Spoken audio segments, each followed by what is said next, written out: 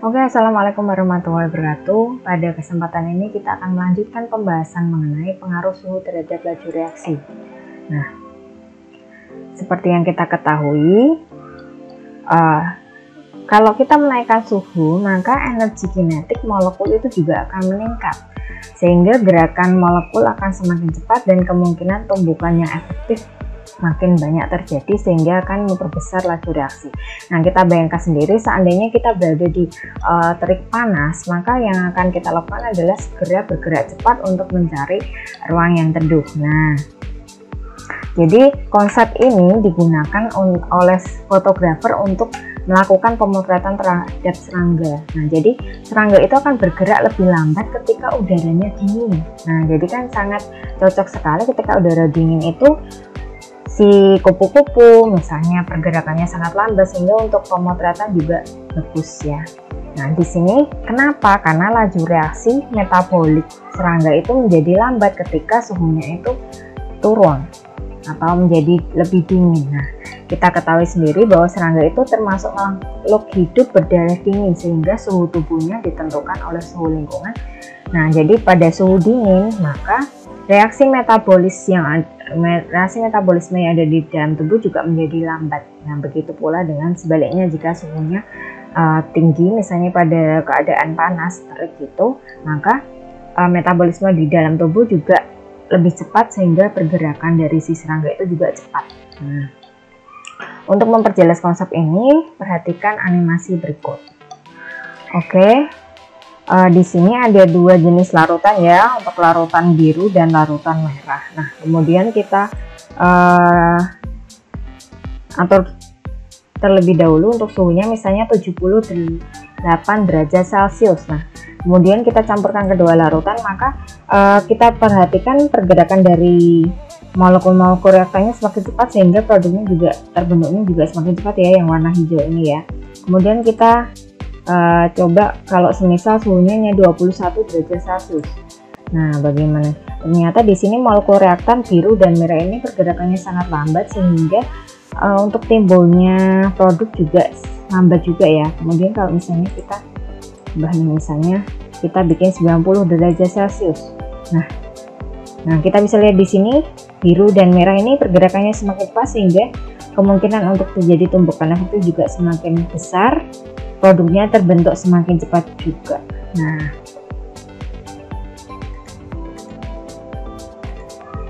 kemudian bagaimana hubungan laju reaksi dengan suhu? Nah, di sini untuk laju reaksi itu kita bisa menentukan dengan rumus. Jadi V sama dengan V0 dikalikan X pangkat T2 min T1 per T. Nah, di sini untuk V0-nya adalah laju reaksi mula-mula, kemudian X-nya ini adalah pertambahan laju reaksinya, kemudian T2 adalah suhu akhir kurangi suhu awal, dan T-nya ini sendiri adalah kenaikannya. Misalnya setiap 10 derajat Celcius naik berapa kalinya. Nah, kita langsung terapkan saja pada contoh kasusnya. Pada reaksi X menjadi Y, ini laju reaksinya adalah 4 kali 10 pangkat min 3 molar per detik. Nah, di sini berarti untuk laju reaksi ini berarti adalah V0 ya. Ini adalah V0. Kemudian pada suhu 30 derajat Celcius, berarti suhunya ini adalah T1. Kemudian jika setiap kenaikan 10 derajat Celcius, berarti 10 derajat Celciusnya ini adalah T ya. Saya tuliskan di sini. T-nya adalah 10 derajat Celcius. Kemudian naik menjadi 2 kali lipatnya, berarti ini X-nya adalah 3. Maka menjadi 3 kali lipatnya ya. Maka tentukan laju reaksi pada suhu 80 derajat Celcius, berarti ini adalah T2. Oke, berarti langsung saja kita masukkan ke rumusnya. Maka V sama dengan V0 dikalikan X pangkat T2 min T1 per T.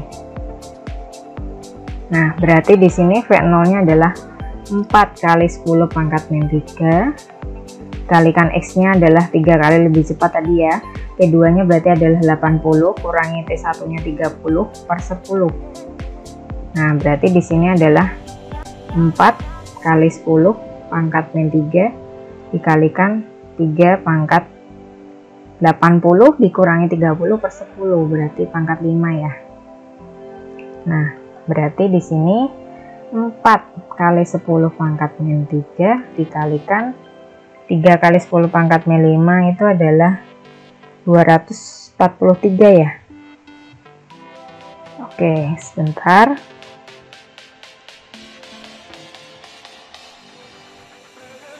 Oke, 243 kita kalikan 4. Oke, berarti di sini adalah 972 molar per detik.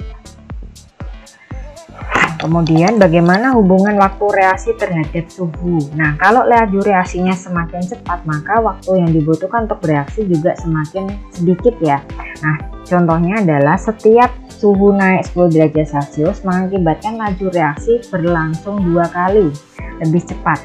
Jika pada suhu 35 derajat Celcius reaksi berlangsung selama 1 jam, maka berapa waktu yang dibutuhkan zat untuk bereaksi pada suhu 75 derajat Celcius? Nah, kita gunakan rumusnya T sama dengan T0 dikalikan 1/X pangkat T2 min T1 per T, di mana T0 adalah waktu reaksi mula-mula, kemudian X-nya adalah kenaikannya berapa kali lipatnya, T2 adalah suhu akhir, T1 suhu awal, kemudian T-nya adalah setiap kenaikan suhu berapa derajat Celcius. Nah, di sini berarti kita langsung saja. Maka ini dari sini ya, berarti ini adalah T-nya. Kemudian berlangsung 2 kalinya, ini berarti X-nya. Kemudian T1-nya adalah 35 derajat Celcius. Kemudian T2-nya adalah 75 derajat Celcius. Nah, T0-nya adalah 1 jam ya, kita buat dalam second.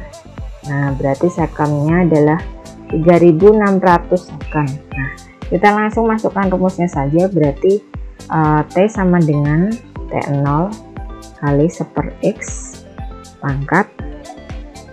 Ini berarti dipangkatkan dengan T2 min T1 per T ya. Oke, berarti T0-nya adalah 3600 second dikalikan 1/2, T2-nya adalah 75, min T1-nya adalah 35/10. Berarti bisa kita tuliskan di sini, berarti 3600 dikalikan setengah pangkat 4 ya, 75 dikurangi 35/10, berarti 40/10, berarti 4 ya. Berarti bisa kita tuliskan 3600 setengah pangkat 4 itu adalah 1/16, berarti